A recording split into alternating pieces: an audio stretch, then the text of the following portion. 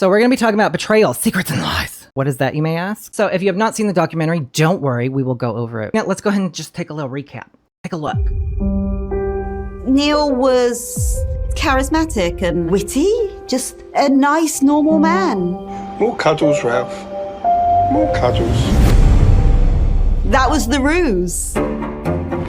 There's something very strange about this baby. You can keep the baby, great for you, but it ain't mine, darling. It seriously isn't mine. Tina was in absolute shock. I've spoken to probably 200 people who Neil traumatized. I've had to pretty much talk girls off the ledge. I didn't realise the gravity of the situation that I escaped from. Everything he told me was a lie. I'd never seen anything as extreme as this. I'm a reporter working on it. Thank you. I would like him to suffer slowly, tortuously. Someone really needs to stop him.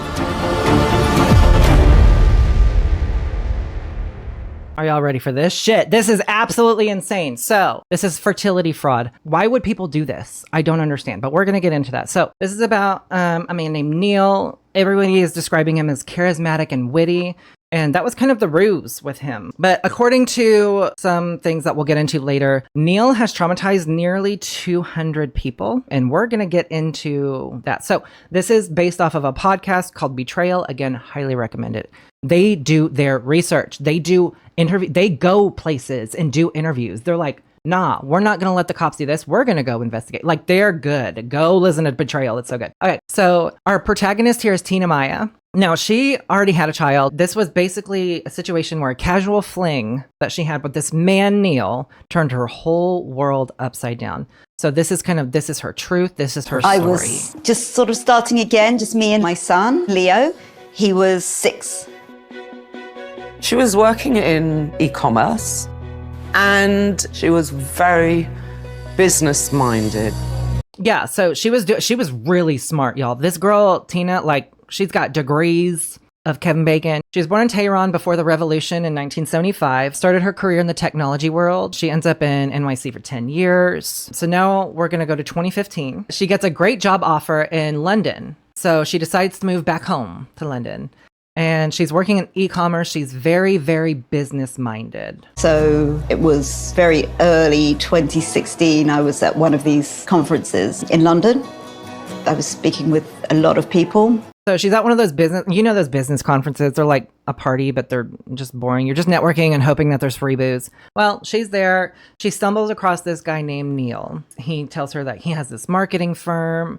He seemed like a nice, normal man from Essex. He described himself as a successful businessman, and he has a hobby of cooking. I don't have that video. I'm not going to show it, but there's a video of him like cooking with this guy, and they make a joke about spooning or something like, I don't know. He gave me the ick as soon as I saw that video. So after the conference, Neil texted her out of the blue. He asks her like, hey, do you want to meet up? And I love Tina for this reason. She does not care. Like, she's like, I'm not in this for like a relationship, but he seems like a good fuck. Like, I'm not kidding. I don't think those were her exact words. Her exact words were, he seemed like he would be good fun for a drink. But like, that's kind of where she is. She's not looking for a relationship. She's just looking to have a little fun. So they meet up. Neil and Tina meet up. They talk about how they're both divorced. Put a pin in that. He discusses with her at the bar that he has testicular cancer and is completely infertile. He said that he was divorced also, and they lived together in the States too. And he said that his ex-wife had got quite bitter about the fact that he couldn't give her children. So he said that his wife got bitter because he was infertile and couldn't give her children. Nothing wrong with that? No, there's nothing wrong with that at all. But we'll get there. We'll get there. So she starts seeing him more often. They hit it off, right? She didn't want a relationship, but she was enjoying the sex, quote unquote. But then he says he has a latex allergy. Okay. Which is real, y'all. I'm not dogging on if you have a latex allergy. I would, in the world of, I'm just going to go ahead and say it, in the world of fucking, right? I want you to prove it. I'm not saying put on the condom and like, I mean, because it's going to swell up anyway, right? Because that's what it's supposed to do. I'm saying like maybe take the condom and like put it on your finger and hold it there for like 10 minutes, right? Because bro, you can't last longer than that. I don't care.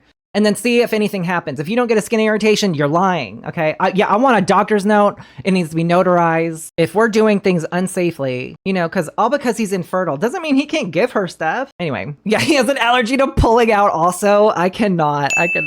Ugh. So she sees him sporadically over the next few months. Never really dates, mostly just flings. But she starts noticing things that are off-putting. I heard him have a phone conversation with his mother, and he was being so awful to her. And then there was the lying.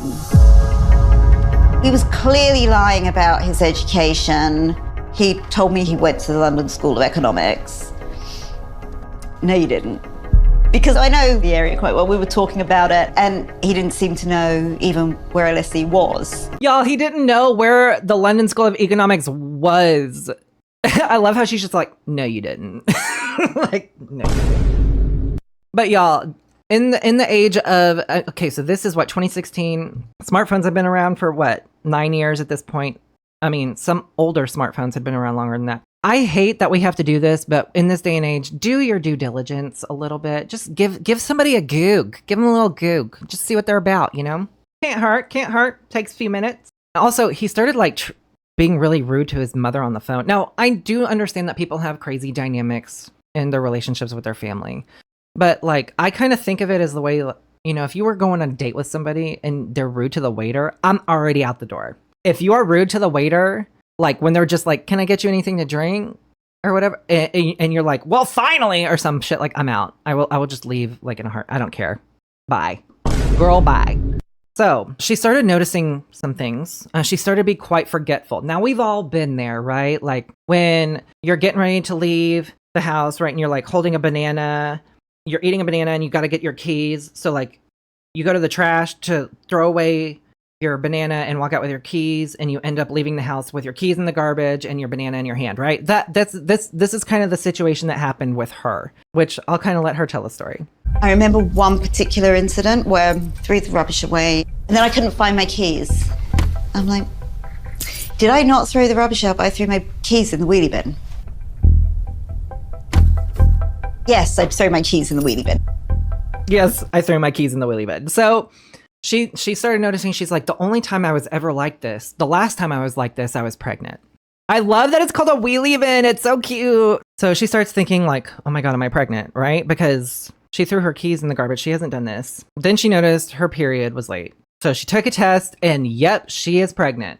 Now I'm telling you, this girl is kind of I don't think anything just super gets to her. She just deals with it and continues to deal with it. But she doesn't ever, the thing I like about Tina, and I mean, there's lots of things that in this documentary I was kind of pissed off about, but the thing that I like about her is that she's not a victim. Never in this documentary does she use any of this bullshit that happens to her as an excuse. No, she just does stuff. She's constantly doing stuff, right? So I really do appreciate that about her.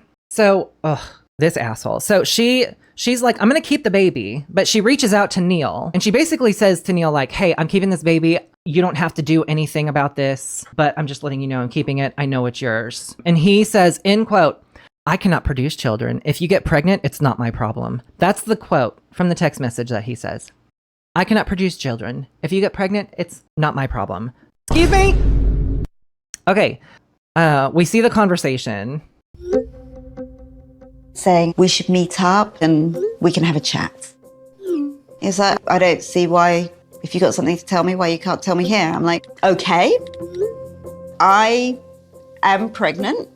It's yours. I don't want anything from you, but I'm letting you know. He said, nice try. I had a vasectomy. And I sent him a picture of the pregnancy test. I said, well, it didn't work. Okay, couple of things. I have some issues with this. I'm telling you, this dude, I was like, are you fucking kidding me right now? So I guess he just wasn't with it. So he starts leaving these voicemails. You need to get yourself to a doctor and have a proper pregnancy test, not a piss on the stick one. But I have 0 sperm. Don't sit there putting things on me that this could be mine, because it isn't. Medically impossible. And it's like, okay, if you're saying medically impossible, burden of proof falls on you, buddy, because my burden of proof is growing in my uterus right now. Okay. Like, you need to be able to prove to me that you have 0 sperm count. It takes a little test. It's not even hard. It's actually kind of fun. You go in there, you give it a few tugs, and you get it tested, right? But like, he wouldn't even do that. You can keep the baby. Great for you. But it ain't mine, darling. It seriously isn't mine. Yeah, he just keeps leaving all of these unhinged voicemails. I will have nothing to do with you, nothing to do with your child. So just basically just going off. Like, I will have nothing to do with you, nothing to do with the child. He started off like, you can do what you want, but it's not mine. And then it turns into, you can do what you want, blah, blah, blah. I hate him. I hate him so much. We need to make him famous and make him ashamed of being... But I was just like, why was he coming off so angry? Like, and she was too. In the documentary, she was like, why is he coming off so angry? Why isn't he happy? Like, I'm not going to lie, especially at my age, I would not want a newborn. But I mean, like, if it happened, I'd be like, oh, okay, we'll deal with it. I wouldn't be like, I hope you suffer and no way am I dealing. No, take responsibility. Be a man, please. I don't know. Bottom line is he refuses to do a DNA test, but I'm getting ahead of myself. We're hitting 2017 now. So it's January. Tina's daughter is born, named Josephine. She calls her Fifi. And I was like, that's kind of cute, but also sounds like a dog. But like in like the UK, like, you know, Wheelie Bin, Fifi's probably cute. I don't know, but I like Josephine. Wheelie Bin cute, Fifi not a baby. That's what I was like, Fifi. You know what it reminds me of? Annie. I don't think they say Fifi as one of the names, but it reminds me of like, let's call him Tiger, but there's no bite in him. You know, like, it reminds me of like all of the names that they were listing in the song in Annie. Anyway, so the daughter Josephine was born, but she was born and she very quickly went blue. She had a lung infection and serious jaundice. And of course, when that happens, you might need a blood transfusion. So she couldn't get a hold of Neil. Because, I mean, like, if you need a blood transfusion, one of the parents is your blood type. So the best source would be one of them, right? So she wanted to get his blood for a possible blood transfusion. So she tries to reach out to Neil. It doesn't work. So she reaches out to a friend of Neil's. And then she gets a barrage of nasty texts, just horrible ones. How dare I contact his friend? Even if he did share DNA with my child, he would never want anything to do with someone as vile as me, and that he would not be giving any medical history. Just ugly messages to someone who had just given birth to his daughter, who was potentially about to have a blood transfusion. Right, like, this guy's a complete dick. I'm sorry. Like, even if it wasn't my child, I'd be like, maybe, I don't know. See, it could be. I might help. I don't know. Like, what? Ugh, he's the worst. He's the fucking worst. Well, luckily, the baby did not need a blood transfusion. It underwent blue light therapy, which, and it does work. They have, like, different levels that they crank it up to. They had to crank it up to the last level, and it worked. So the jaundice went down. I'm like, oh, thank you. Because children, I'm telling you, I don't know what it is, but when children get hurt, or children or dogs, cats, I'm sorry. I know if y'all love cats, still cats would piss me off, but not as much as dogs or babies. Anyway, but anybody who cannot help themselves, there it is. Anybody who cannot help themselves in a situation, constantly being like neglectfully hurt, it does something to, it makes me so, I'm not kidding. After this documentary, I was like, I'm flying to London. Tina decides to take action against him. She submits an action to the UK Child Services. It's called the Child Maintenance Services, which I was like, wheelie bin, but Child Maintenance Services. Okay. That's their version of like DCFS or whatever it may be here, or CPS, depending on where you are. So the report was accepted and he was assessed. Y'all, this is where it gets so stupid. He was assessed. I'll just let it speak for itself. But then the next really alarming thing was that £5 a week was split between 4 children. Yeah. So he was assessed for, child support, and it was already been assessed. And it was split between 4 other children. Wait, what? Oh, I thought we couldn't get pregnant. I thought we didn't have no sperm. What happened here? I don't know. So she does her own investigation, right? She's like, So she gets on Facebook, right? You guys, just give somebody a goog. Just give them a goog. Even if you're besties with somebody, just give them a little goog. Just look them up. It cannot hurt.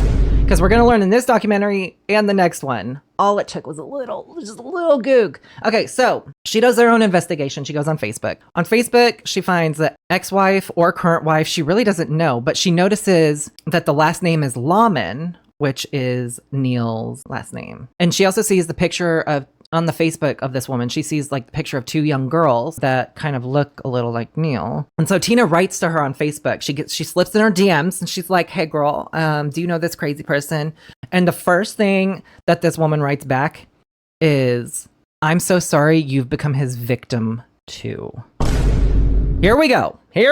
So she was clearly traumatized. Next up is we hear an interview with the ex-wife of Neil. She does want to remain anonymous, but girl has the quote of the century and I'm here for it. I would like Neil to suffer slowly, tortuously, and I'd like to witness it.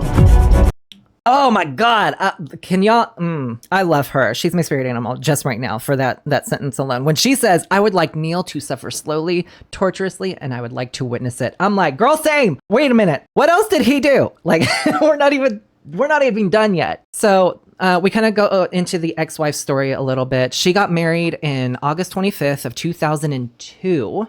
So rewind, 15 years? Never lived in the US. Neil never once mentioned having cancer. But she tells us what Neil has told her as far as his story goes, right? So according to her, because Neil declined to be part in this documentary, I wonder why. So Neil's mother had him when she was 16. She had him believe that this man named Kevin Jones was his father, all the way up until Neil was 18. So for pretty much Neil's entire life, up until he was 18, he believed that this man, Kevin Jones, was his father. But he finds out at 18 that that is not true. And then 6 months later, Kevin, the not father, dies of a heart attack, right? So I'm like, okay, there could be maybe some kind of trauma there. I don't know. I don't think it would cause this kind of reaction, but what do I know? So he changed his last name from Jones to Lawman, which is his mom's maiden name.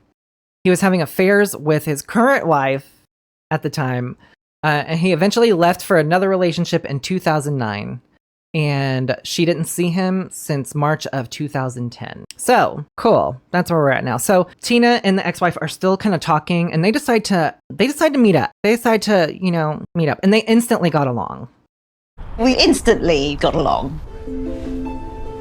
I remember her saying to me, all these years I felt like the stupidest woman in the world. And then I meet you, and you're like the smartest woman I've ever met, and you were duped. So at least they met each other. They had some vindication. They told each other everything, pretty much. They kind of become little besties. And they find out even more damning evidence. So Neil, when his ex-wife and Neil were together, he remortgaged the house without the ex-wife knowing.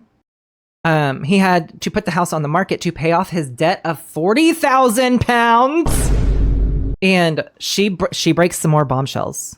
She goes, I hate to tell you this, but Neil had 2 other sons. So before calling, I love this. Yeah, they have kids that are half sisters. Yeah, half brother, sister. Listen. You say how unimpressive his wiener is. I don't know, but I mean, Tina did say she was in it for the sex only. So I'm guessing. I guess he was okay, or maybe he was just available. That's what I'm gonna go. He was just available. Do you want this off-brand ice cream or no ice cream at all? Fine, I'll take the off-brand. That's how I feel. That's how I feel about it. So yeah, we hear the news. I hate to tell you this, but Neil had 2 other sons. And this is probably my favorite part of the documentary. I love it so much. So before calling it a night, Tina had an idea. They decided to take a picture. I thought it would be funny to send him a little memento. We took a picture and we're giving him the bird and we entitled it The Other Mother. The Other Mother. I love Tina. Tina is just, she deals with shit as it comes. She's never a victim here. I love her. I'm also just mad. Give somebody a goog, y'all. Just give somebody a goog. Anyway, so he didn't take that too well. Seeing his I don't even know where we're at this point. And his current baby mama. So he gets really pissed off. This is unhinged, y'all. He sends emails to her work and he sends them to the entire company. This is the email. I paused it. There's no sound. So I'm going to read this. So just so y'all know, I spoke with your European head of office this morning with regards to an employee of Blah called Miss Tina Maia. I wish to make an official complaint to Blah about the conduct of Miss Maia and her use of the company email system to send further abuse and images to my email account. Background. Dude, shut up. I met Miss Maia on 13th of May 2016 through an online dating site. No, you did not. Y'all met at a business conference. Anyway, we first met at a bar in Bromley, Kent. And Kent is beautiful, y'all. If you ever go to England, go to Kent. And had unprotected sex. Later, this is to her company. Later that night, in a park in Bromley, Miss Maia and I met on 2 separate occasions over the next 10 days for less than 90 minutes each time and had intercourse in her home. On the 5th June, Miss Maia contacted me at 2 a.m. in the morning, advising me that she was pregnant. This came as a huge shock for a number of reasons. Firstly, I had only reached climax once during our 3 hookups, and secondly, because I had a vasectomy operation on 2012. Okay, Jan. The first time I had mentioned to Miss Maia about my vasectomy was during a WhatsApp conversation we had on the 5th June 2016, the day after she announced her pregnancy. He sent this to her company! Can you imagine? English people don't know English. I mean, I love Wheelie Bin. I'm gonna steal that. He sent this to her boss and CC, like, to the entire company. Absolutely unhinged. So Tina I was like, what do you do with that? Can you report that to the police? Well, she did. She reports that for malicious communication, and she finds out that he was arrested 11 times and convicted for 5. He also has a warrant for fraud, but he's always getting suspended. What do you call things that at store you put groceries in? A buggy? We call it a buggy. Or a grocery cart. Depends on what I feel like. Yeah, grocery basket, because I sometimes carry a basket. I don't think I've ever called it a wagon, but I call it a grocery basket, cart, buggy. Oh, trolleys? I don't know, because trolley is what's in Mr. Rogers' neighborhood. That's what a trolley. If you know, you know. Okay, so buggy is correct. Buggy is correct. So this is what is so... I can't get over this. So he also has a warrant for fraud, right? She puts in this complaint, and he always gets suspended. The police said they couldn't find him, so the warrant got cancelled after a year, and they didn't even let me know. What the fuck? Are you telling me that because they couldn't find him after a year? What are we doing? I don't understand. So if you can't find him, we just cancel the warrant just like that? That's all you gotta do? Oh, okay. Okay, cool. Well, Tina, of course, she's not a victim, right? So she's gonna, all right, then I guess I'll just do what I have to do. So she does what she does, and she sets up a Facebook page to warn people about Neil. I can't remember what it's called. I think it's called the Neil Lawman Victims Facebook. It still exists to this day, by the way. He tried to get the page taken down. He couldn't do it. Oh, poor thing. But they find out that there are other mothers. So we land on Tina meeting with 3 members of this Facebook group in the documentary. So Tina is now with 3 other members of this Facebook group. There's over 150 members at this point, which is insane. So we meet another victim at this point named Karen. When I met Neil, I was 24. Neil was 20. He was my neighbour. In the beginning, he was very charming. It was like he was looking after me all the time. Which, that's what we hear from all of these women.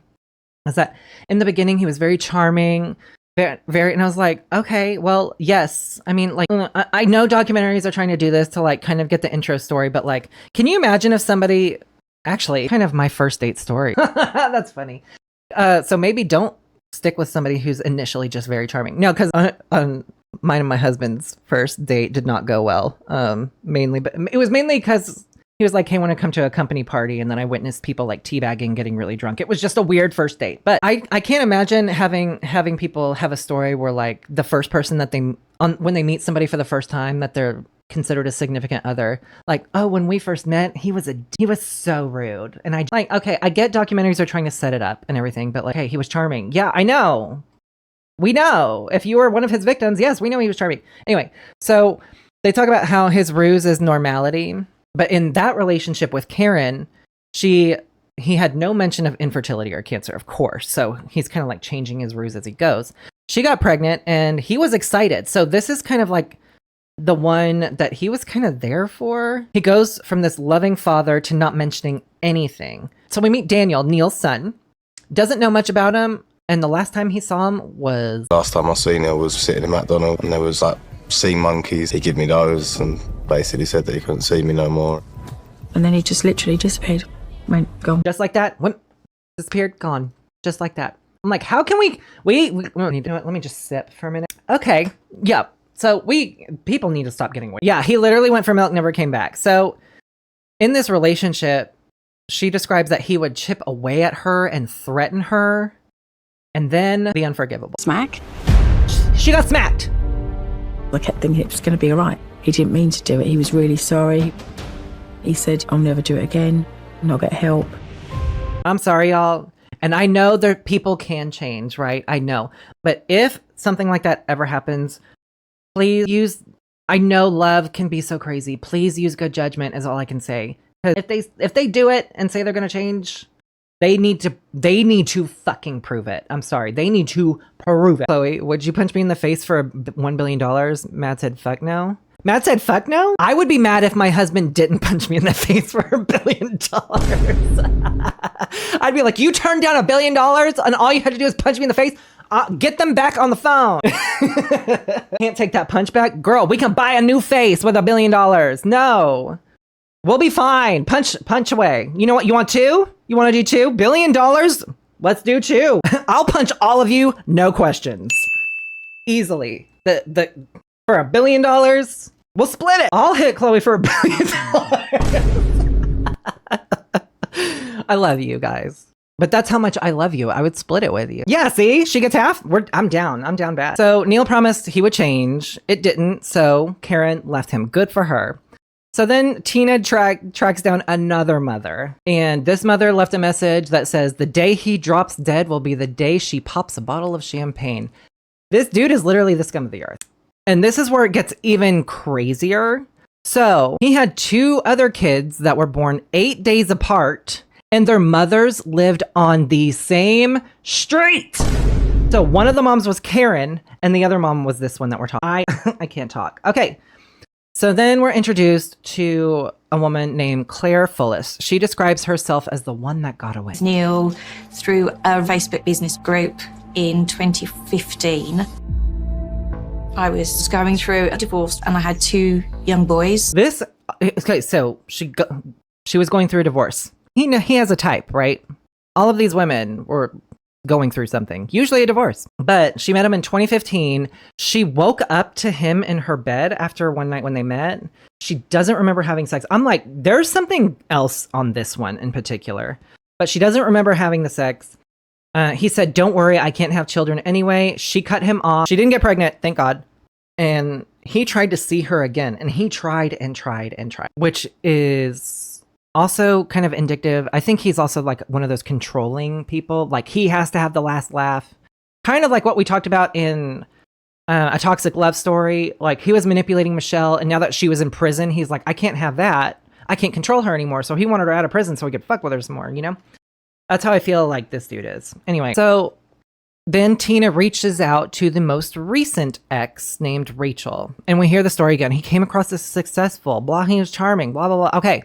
He was really good with her children. And they were together for 2.5 years. He owns and how he used to work for the government and how he used to be an ex-pro ice hockey player. Everything he told me was a lie. But he says it in such a way, it's very believable. So I never really questioned it. Okay, never really questioned it. Y'all, ask questions. Ask questions. Also, give him a goog. This is the recent girlfriend. So this Facebook group has been existing, right? He said he was an ex-pro hockey player. Give it a goog. Why are we here? Okay, anyway. Yeah, women know who meet your kids. Yes. Ask Matt, it took him how long to meet. Matt, how long did it take you to meet Chloe's kid? Is he related to Bill Cosby? Right? We don't know. A year? Good. Good. And I think that's very appropriate. I was going to guess anywhere from 6 months to a year. But yes, very appropriate. But she just took it at face value. He talked about all this property he owns, and he works for the government, and he was an ex-hockey player. Give it a goog. I'm going to get that on a shirt. Give it a fucking goog. Okay, anyway, so she moves in with him, and immediately he starts to change because he's in control now. He picked on her. He became distant from everyone, or she became distant from everyone. Rachel has an aunt who thankfully does what I've been preaching this whole time. She gives him a goog, and she finds the Facebook group. So Rachel's like, I'm out of here. She leaves, and he starts leaving voicemails. Now, remember, he's the one that usually leaves. He's the one that's usually in control. But not this time. Not this time. She, thank you to the aunt for giving a fuck. And he leaves her some voicemails. Rachel, I've just got your email and I'm absolutely gutted. I want to be with you. I love you. Please answer my call, Rachel. Please come home. So yeah, he starts off with the pleading and the manipulation is so clear. It's just gross. Please come home. I need I hate you. Anyway, so we hear like he's trying to be desperate. And obviously that's not working for her because you lied like about everything. So no, you can say you love me all you want, but if you're the worst, I don't give a shit. You snuck off. He had to change tactics. I'm walking around the house thinking, well, all this is mine. All this is mine. I have got nowhere to go and I am not leaving this house. Yeah, so now he starts to turn nasty. I'm not leaving this house. Ugh, trash. Where's the wood chipper? Can we bring that in here? Okay, so it's hard to confirm just how many kids he has at this point, but there's 13 alleged with 5 confirmed through DNA. Now, we weren't able to get his DNA, of course, right? But because he was the father on a birth certificate for 2 of the kids, they were able to use that DNA to cross-reference the other kids' DNA, and it was able to prove definitively that they were half-siblings. So that's how they were able to do that.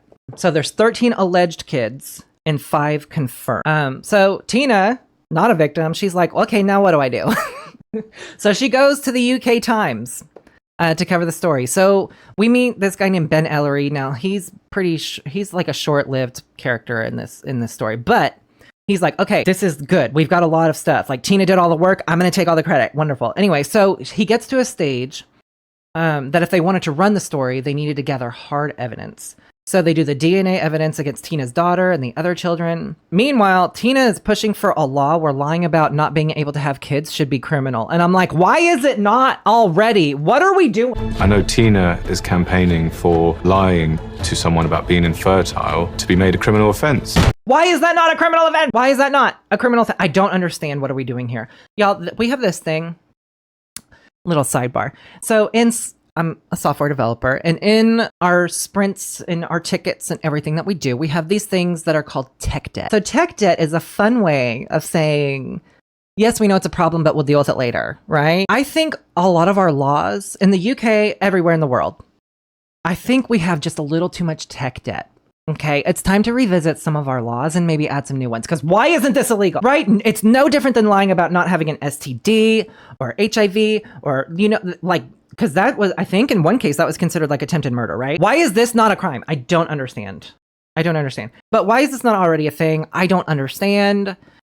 So she wants him to be charged, and I've never actually heard, I didn't know that this was a thing because honestly, it's called rape by deception.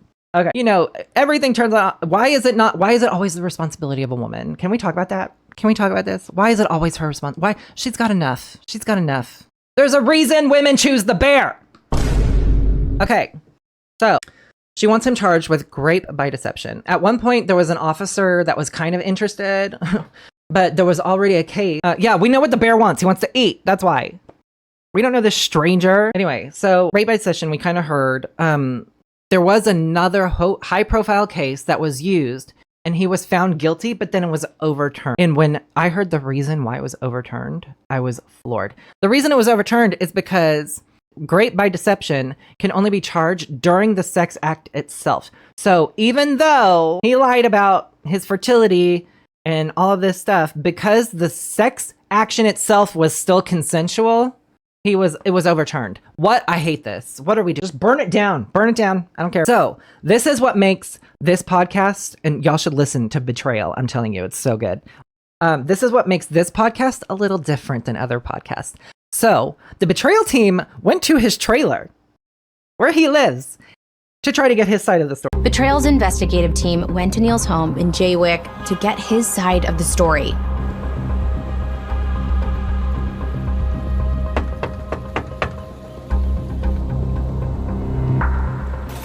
Hi, we're looking for Neil Lawman. Is that you? Hi, I'm a reporter.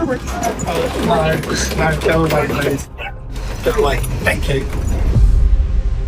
So it's kind of hard to hear, and I can't do the video, unfortunately, but She walks up to the door. As soon as she says she's a reporter, he's like, I don't want anything to do with you. Go away. Go away. I don't want anything to do. And I had two things. I was like, why do the women have to do all the work? And also, how is it that these podcasters could find him, but the police couldn't for a warrant? I hate it. I hate fire everybody. Everybody's fired. So we're kind of brought with like this. We're almost at the end. So we're brought with this argument, wondering about like nature versus nurture, right? And that's tale as old as time. We're always wondering, like, are people born this way, or do they have this way thrust upon them? That's from Wicked. I'm sorry. So all of the kids appear to be doing great, right? So they're all thriving. None of them appear to have any of his awful traits. We hear testimonies from all of the moms. They're all like, our kids are great. I'll take their words for it and everything. I mean, like, this might scar them a little bit, but I don't think the moms are letting them get scarred by this, which is, I'm like, kudos to these moms. And now Fifi, we're calling her Josephine. I'm sorry, I don't know her like that. So Josephine and the ex's children, they all have like a little relationship. So it's kind of nice that they're all like something good came from this garbage dump of a situation. So all of these half siblings are kind of like a little community, which another thing too, I'm like, at what point do we get to where he screwed so many people that it becomes like Iceland, which if y'all don't know, in Iceland, the island in the community is so small that when you are born, your DNA is actually registered because you have to make sure that you're not going to accidentally fuck your sister or half sister or a relative. Like, it's so small. It has to be like that. And I'm like, that could have happened here. Two of the half siblings lived like 8 houses apart. Like, that's what I'm saying. Like, how many people is he going to have to spread his non-spreadable seed to before we're like, oh, okay, yeah, we should probably do something about, like, and what's worse, it's kind of like, how what's his name was charged with tax evasion, even though he was like in the mafia. I know the name. I'm sorry. Don't come at me. I just don't want to think about it right now. But it's kind of like that. Like, they're going to end up getting him for like promoting incestual behavior instead of, this rape by deception, which is so stupid. I always used to say my dad had other kids. I could sleep with my brother. Oh my God. Y'all, there's a Reddit story. If you haven't read it, go read it. But it's about a woman who, I think she was on her bachelorette party and she visits a glory hole. You can look up the story yourself on Reddit. Traumatizing story. Anyway, so we end with, the hope that he will get in trouble and somebody will do something about it. I wish for his future that it's exactly what he deserves. But let's end on a positive note and say that, doesn't he have amazing taste in women? Oh, absolutely. Doesn't he have amazing taste in women? I'm like, yeah, okay. Like, Tina, girl, please come to tea. Oh my God, I love you. Anyway, so yeah, we end it with, the text on the screen of like, what? So here's the text. Neil Lawman has never been charged with any crimes associated with women or his children. Neil Lawman denies the allegations made against him. And then tune into Betrayal podcast, wherever you get your podcast. So yeah, he hasn't been charged with anything, and he still, to this day, denies these allegations. I don't know anymore. I hate it here. But yeah, he's probably still fucking around. So, women of the UK especially, give the man a goog. Give him a goog! That's all you gotta do. Just a little click, click. I can do it in 5 seconds, literally. Look, see, you got this? You got a portable goog right here. Mine's a little large. I'm using the big one. But just give him a little goog. So yeah, that's the end of the documentary. That's all we're left with. Nothing is done to this dude. Goog, which I probably should, because something needs to be done. Hey, you guys. So I had to do a little digging as I was editing this, and I came across some new research that I thought needed to be shared with the class. So apparently, it is of my opinions, of course, and through some research that I've done, that Neil is still maybe at it right now. So as we saw earlier, the Facebook group now goes by the Neil Lawman, aka Neil Dolce. So I did some research into the UK and business stuff and found that it looks like right now, currently, he is trying to pass himself off as some kind of solutions provider and chocolatier, which is the weirdest combo I've ever heard. But if you go through and do just a little digging, as I say, give it a goog, you can start to see some of these things unravel a little bit. So I thought I would provide you with some of the images that I found, or at least some of the evidence that I found. Again, this is all found just with a simple goog search. I don't even think I went past the first page, but let's go ahead and take a look. So this is his new company. It's called Dolce. There were 2 URLs that I found. Now, this URL contained information about chocolate, I used the Wayback Machine. It didn't show anything. It was previously owned by someone in Las Vegas, the domain, back in like 2021. But this one is currently being used. It is linked to his business, which is linked to his TikTok. And it looks like a pretty legitimate website, right? Like, oh, okay, it's all about chocolate. But first of all, there's nowhere on this website to purchase any of the chocolate, right? Or just talking about the chocolate. But it does look kind of legit at first glance, right? So as you go through it, you're like, okay, this is a decent website. And then I just clicked on, I believe it was About had nothing. If I clicked on the About page, there was nothing there. So I clicked on Blog. Yeah. So if you just take a little glance at it. So page right sidebar, this is optional page title, and it's filled with the lorem ipsum filler. Now, if you're a software developer or a web page designer or anything like that, you're very familiar with the lorem filler text. This is clearly a fake website. Yeah. And then, so I was very confused on this one. I did some more digging. There was another domain, and I think it was called Dolce Solutions. This one was like Dolce Chocolate and Solutions or something like that. Again, I'm going through this really quick because I just found this. And then, so on the other web page, this is what it looks like. So it just says, sorry, we're doing some work on the site, which I thought was really, really funny. That, it's a WordPress site, and there's nothing available. On the Wayback Machine, there was like nothing on this website. So, that's what's going on. Here is one of the socials that I found. It's called Dolce Solutions. That's one of the links. This is the broken link. So the Dolce's link on this one takes you to that broken website. But you can see Dolce Solutions is the name of the company that he has registered. And if you go to the link tree that's provided, was the way I found all of these links in the first place, except for the chocolatier one that we looked at originally. That one actually took a little bit more digging. But yeah, so looks like he's still at it, but now he's a chocolatier. So let's see how this plays out. People, please be safe. Scum of the earth. So that is the end of Betrayal, Secrets and Lights, Episode 1, Fertility Fraud. If you enjoyed this commentary today, please hit that like and follow and subscribe button and all the good things. If you want to catch this live and enjoy the experience with me, catch us on Tuesdays at around 4 p.m. Central on the Jer Oddball Twitch channel. Please leave a comment on your opinion or even suggest what we should discuss next. Thanks so much for hanging out, and I'll see you in the next one.